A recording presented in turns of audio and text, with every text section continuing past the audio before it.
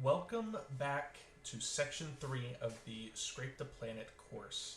If you didn't watch Section 1 and 2, that's where I gave an introduction to who I am, the instructor of this course, and a little bit about like a high-level introduction to what the course is going to be all about. Section 2 goes over some really important foundational information on scraper design, ethics, and things like that of scraper development. Very important stuff, so I definitely recommend going back and watching that if you haven't already. We're going to jump right back in where we started in the last video. In the last video, we went over the requests library for Python. So I've got the code that we built last time in front of us here. So we went over the request library. We were able to pull down the page source right here. And we mainly focused on printing out the status code. So the status code is going to become a little bit more important in this section. Basically, we're going to be basing whether or not we continue on the value of the status code. So if stock page.status underscore code is equal to, we want 200, remember, because 200 means that we successfully grabbed the page. Then we succeeded. Else we failed. So I'm going to go ahead and print out an error message here, very typical generic one. So request to page. Oh, forgot to include the F here. Print, why is print not working? Unexpected indent. That's interesting.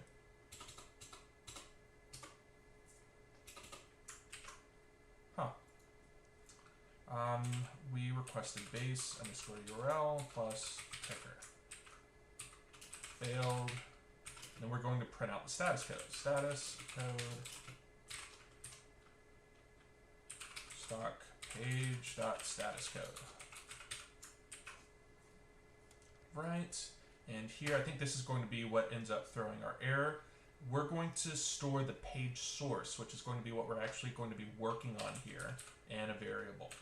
Just to make it a little bit easier for us, let's just shorten this to source equals stock page.text. So this .text variable, like we talked about down here, this is actually the raw HTML code of the page that we pulled down.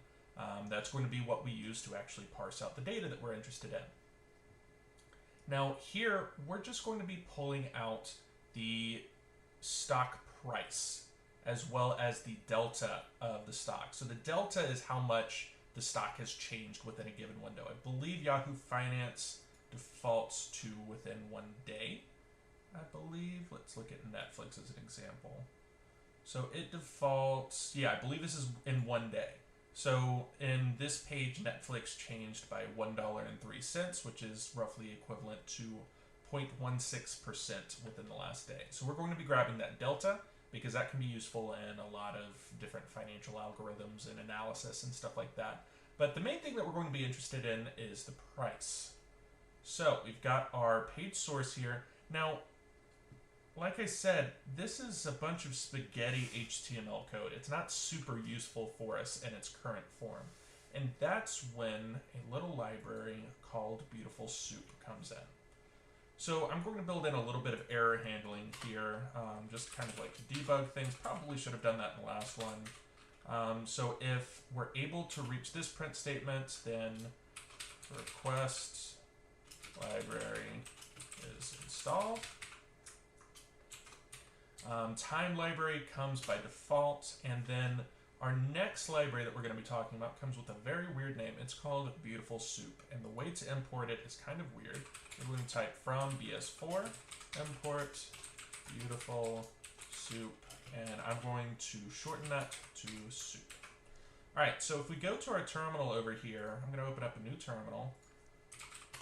And let's go ahead and make sure that we've got it installed the exact same way that I did it last time and the exact same way that you did it last time for the request library.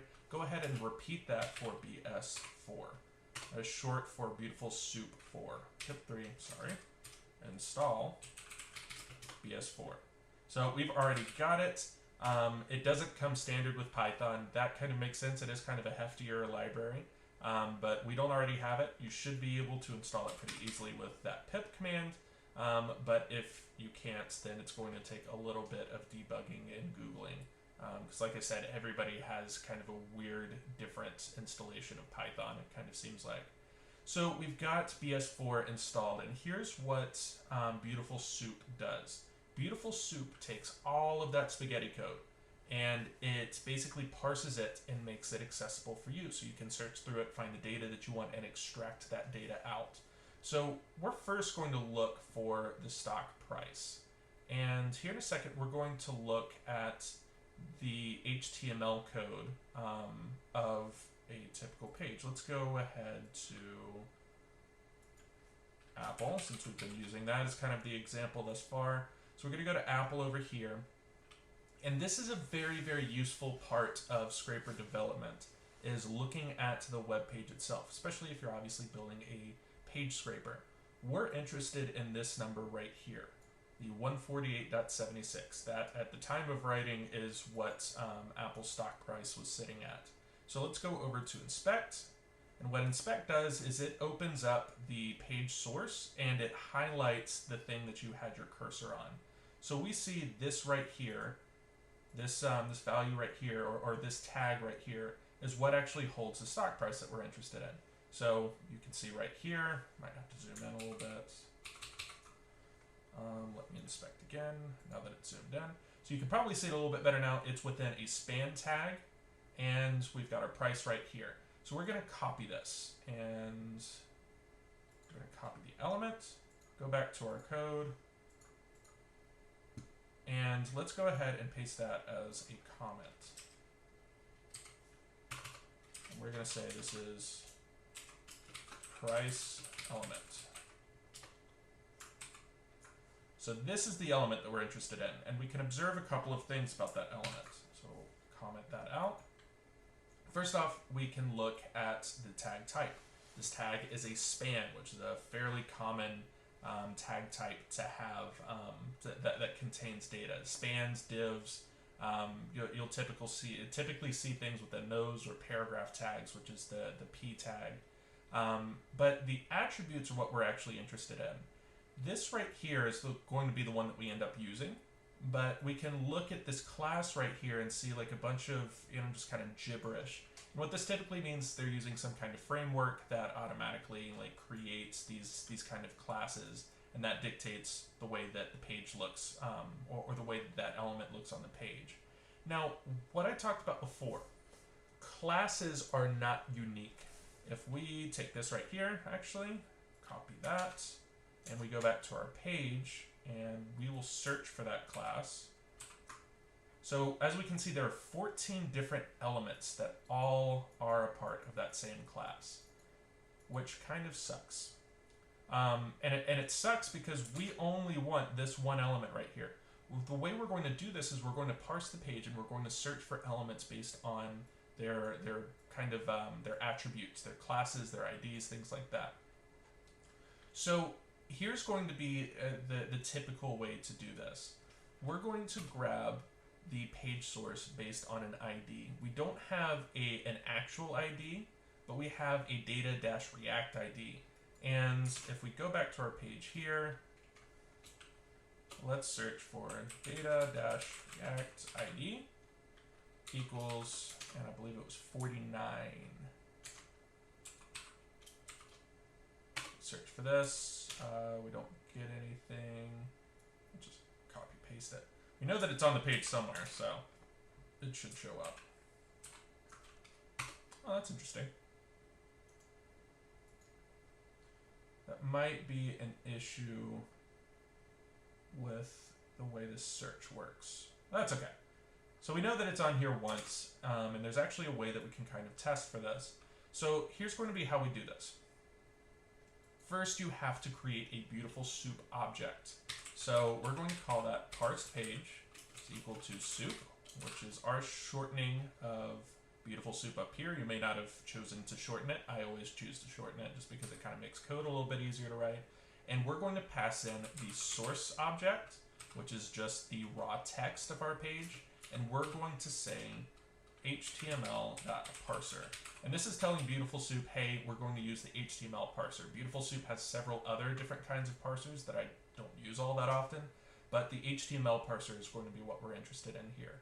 Now, when you're parsing through pages, I typically try to keep the actual fetching of elements within TryAccept Blocks. And there's a reason there. Web pages, especially super reactive ones, like large ones that are built on really common frameworks like React, they have different, circumstances where these elements are not going to be the exact same. They're not going to have the exact same attributes. They may not have this data-react ID equals 49. They may have like 51 or something like that. And you kind of want your program to continue running. You're going to create different cases where, okay, if it doesn't parse this way, then let's try to parse it that way. And if it doesn't parse that way, let's try it this way. So it's pretty fairly common practice to put BeautifulSoup parsing within TryAccept Blocks. So I'm going to actually find the price. We're going to set it equal to parsed page, which is this right here. That is our BeautifulSoup object. And we're going to do find. And the first part of, or the first variable that you're going to pass into the find function is the kind of tag. So we're looking for a span, and then we're going to tell it what kind of attributes it has. So this is going to be passed in a dictionary. The first attribute that we are concerned about is the data-react ID. So let's go back over here, and we're going to say data-react ID, and the one that we're looking for is 49. Now, you don't have to pass in the class after that, but it helps BeautifulSoup a lot if you're a little bit more specific with what you're looking for. I don't necessarily know that it's more efficient. I haven't run into any significant efficiency problems with the parsers or the scrapers that I've created, but I have found that you catch a lot more edge cases and a lot of issues if you actually tell it as much information as you can possibly find. So we're also going to pass it the class. Now, because class is an actual reserved word in Python, it's got to be class underscore. That's just kind of like a workaround. And we're going to pass in this class right here. This very long jumble of nonsense. So that's going to be the class that we pass on. And we are specifically looking for the text. Now this is going to grab the entire tag. So it's going to grab this tag right here, this exact thing. We're only looking for this right here. And to find the text in between the opening and closing tags in HTML using BeautifulSoup, you just do .text. So before, when I tested all of this stuff out, I know I kind of revealed my own tricks here. I do actually test this code out. I've got a cheat sheet open in another window that I look at. When I was testing this stuff out, I found that there is some weird edge case where it doesn't work exactly correctly, and you have to kind of make it a little bit less specific in order for it to work. So instead, we're going to go over here under accept. We're going to say, instead of that, price is equal to parse page dot find. It is still going to be in a span, but we're only going to give it the class attribute. And it's going to be the exact same, I believe. Let me make sure of that. FC 360, 36, -4, DIB. So I don't know exactly what breaks this. I didn't do too much testing to kind of figure out exactly why it is this way, but it is, and that sucks. Now, we're not going to do anything else right now. We're not going to worry about the delta right now. We are just going to print out the price and see if it's accurate. Now, right now, at the time of writing, or at the time of recording, it is market closed, so all of these prices will stay exactly the same. So we don't have to worry about them changing and making things a little bit more difficult whenever we're trying to discern whether or not that's correct. So first, we're going to print out ticker. And we're going to pass in the ticker, which is in the variable ticker, has price, and we're going to say price. And then we're going to go over to the next line, and I'm going to do a tab, and we're going to print out the URL just to make it a little bit easier for us to test that, and that is going to be the base URL plus ticker. All right, and here we've got our error, and just to kind of like make sure that our error also catches, we're going to give this a nonsense stock ticker. Let's say chicken tendies. Obviously chicken tendies is not an actual stock ticker, but this is going to show us that it fails gracefully and we don't have to worry about the whole thing exiting just because we passed its nonsense value. So let's run this. See, that's 3_2.py. All right, so it looks like we're getting prices for Apple, GME, Google, AT&T, and we got a 404 right here. So obviously our chicken tendies failed. Let's test and see if these values are correct. So let's look at Apple. Apple should be equal to 148.76. I believe that's correct. 148.76. We're getting the correct one on that. And let's look at Microsoft at 308.23.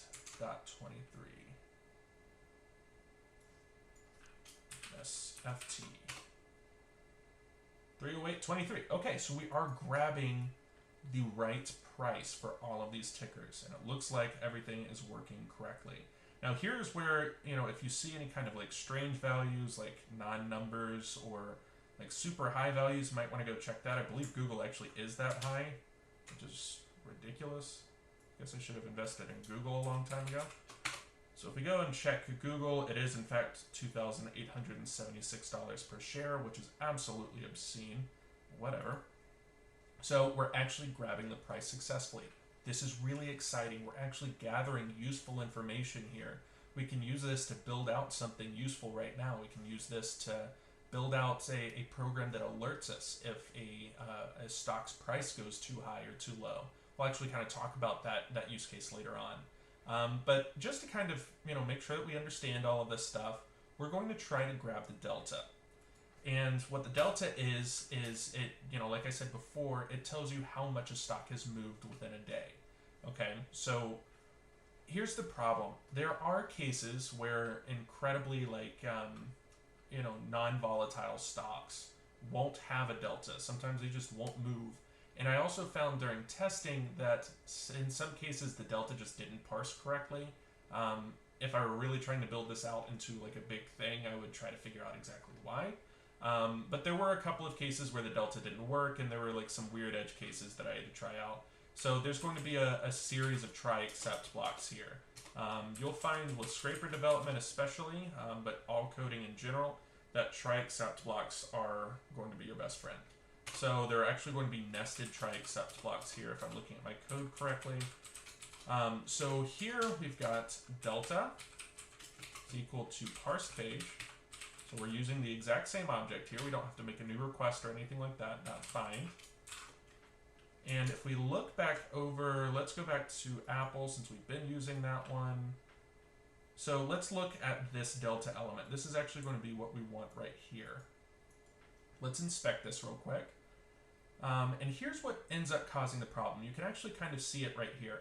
You've got your classes and you've got this variable called positive color.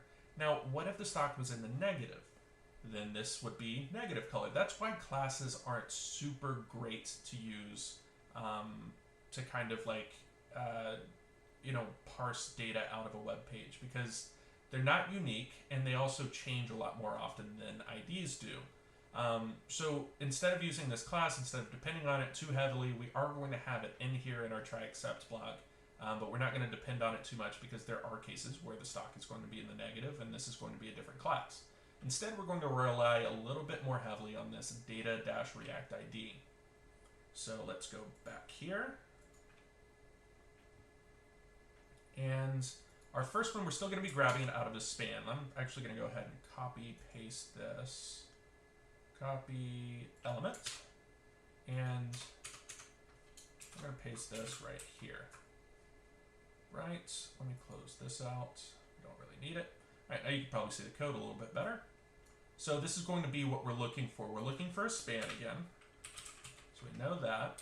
We can actually dependably say that they're always going to be spans. So let's go ahead and copy paste this down here. And there's going to be another TryAccept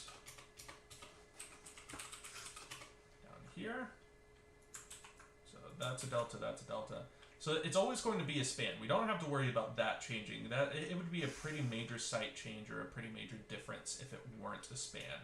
So in the most specific case, we're going to have attributes equals 2, and we're going to use that data-react ID.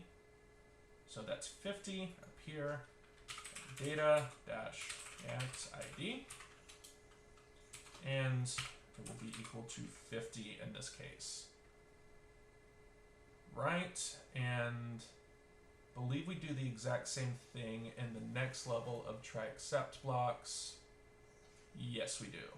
So we're going to copy paste that over. And the second case in the accept over here, we're just going to search based on the class.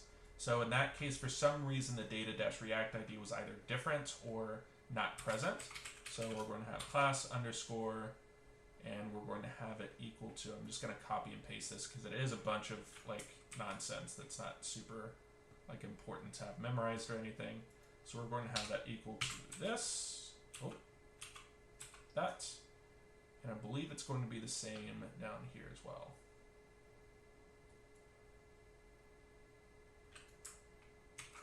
So we're going to copy paste that. And as we can actually kind of see this in the code now that I look at it. Class underscore equals that. So we see over here. Oh, I actually did it wrong, I believe. Yeah, I did do it wrong. That could have been dangerous. Not dangerous, but, you know, would have errored us out. So we can actually see it right here. We've got basically two cases here. So we're going to try to grab it based on the React ID, regardless. That's going to be our first try. And then if that doesn't work, we're just going to grab it by the class. And here we see the possibility that it's negative.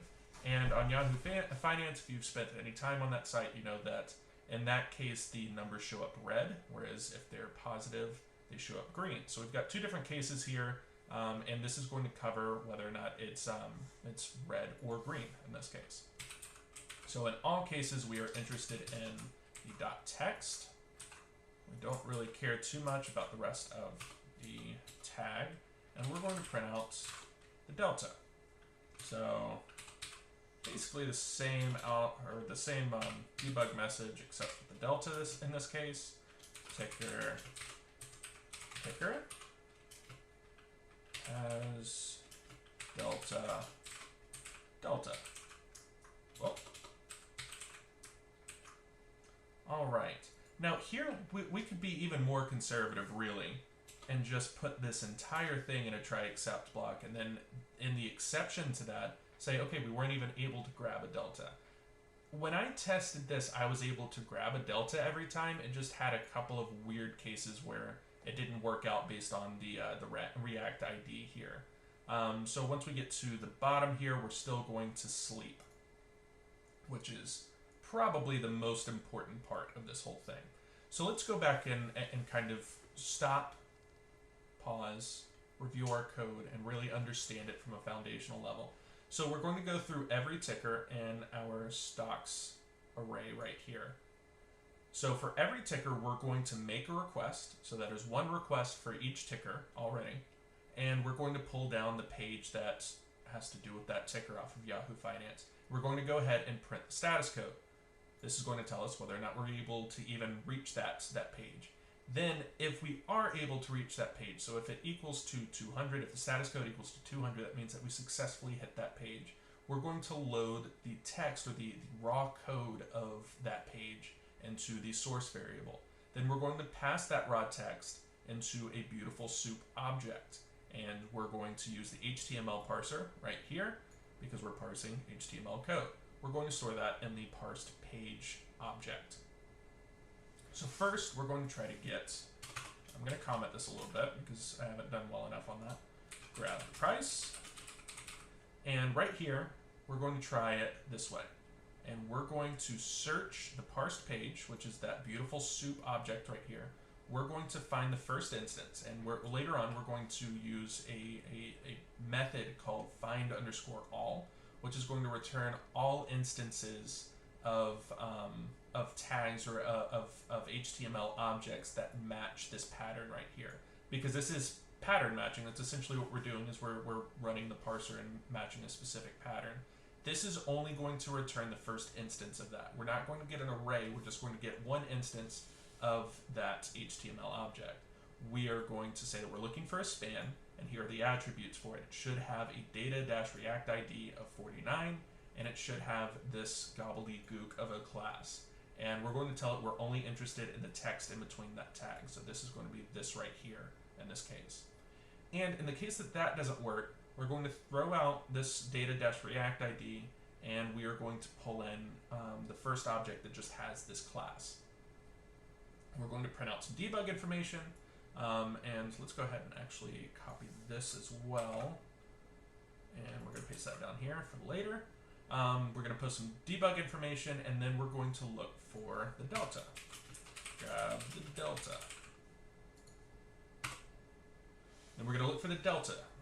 So here we're going to have basically 4 different cases of what it might be. We're going to search based on the React ID in both cases, and if that doesn't work, then we're just going to look for the object based on its class, whether it's a negative or a positive number. And we're going to use that same find method with a span object or a span tag, and we're going to look for it. We're going to parse it out based on its attributes there. Then we're going to print that out. And after all of this runs, as long as it does run, we're going to sleep for 1 second. I know it's annoying to have to wait just a little bit longer, and we probably don't need to do that in this case since we're not sending that many requests, but we're doing it anyway because it's the right thing to do. So let's run this. All right, so we're running through. I believe, am I using the right one? Yes, I am. I stopped it prematurely. So let's run this. All right, so it's running. We're getting 200s. We're getting deltas. We're doing a great job. We're getting our prices in as well. And we got a 404 on our nonsense chicken tendies stock. So let's run through this and test out some of these deltas at least, because we know the prices at least are correct. So let's look at the delta for Apple. That should be plus 2.21 or 1.51%, plus 2.21, 1.51%. All right, so that is correct. Let's look at Microsoft. Let's see how Microsoft did today. Right, 0.94, so 94 cents. It was up 0.31% for the day. Let's see. Yep, that's what we're getting as well. So it looks like we're getting correct numbers. And like I said, you can kind of run through this list and see if there are any numbers that just don't look quite right. Like if it says that Microsoft is down 67% in a day, that's probably incorrect, or the world is ending. You can kind of make that decision on your own. So, to recap, we now have prices and we have deltas. We have something that's actually super useful, something that we can use to set up watchers for stocks and to send us notifications whenever something happens in the stock market. We've already built something useful. It's really awesome. In the next section, we are going to pivot quite a bit. I am a big fan of movies. I have always loved watching movies. I watched movies with my dad tons and tons growing up. That was kind of like our pastime. So we are going to take a pivot away from finance and into movies by building a scraper for the Internet Movie Database, or IMDb. Thank you so much for joining me for this section. We are building some really incredible things, and you should feel super proud that you've built something as useful as this. Make sure that you kind of walk through this code kind of like how we did at the very end, and make sure that you understand it. Make sure that you understand all of the pieces and all of the parts and every line of code. And if you have any questions, feel free to leave a comment, send me an email, shoot me a message on Twitter. I've got open DMs, and most of the time that's a bad idea, but occasionally I get really useful questions. And if you have any feedback on the course so far, go ahead and leave a review, or wait until the very end to leave a review. It helps me out if you do that on Udemy. It kind of like I guess, pushes my course to more people, and more people can give me feedback, and I can kind of like perfect the course that way, make changes where changes are needed and things like that. If you're watching it on YouTube, obviously it still helps if you like and comment and things like that, but it also is able to tell me maybe like material that I need to cover a little bit better in the future, or in a new iteration of this course. So yeah, thank you very much. In the next video of this section, we are going to be hitting up IMDb. Take it easy.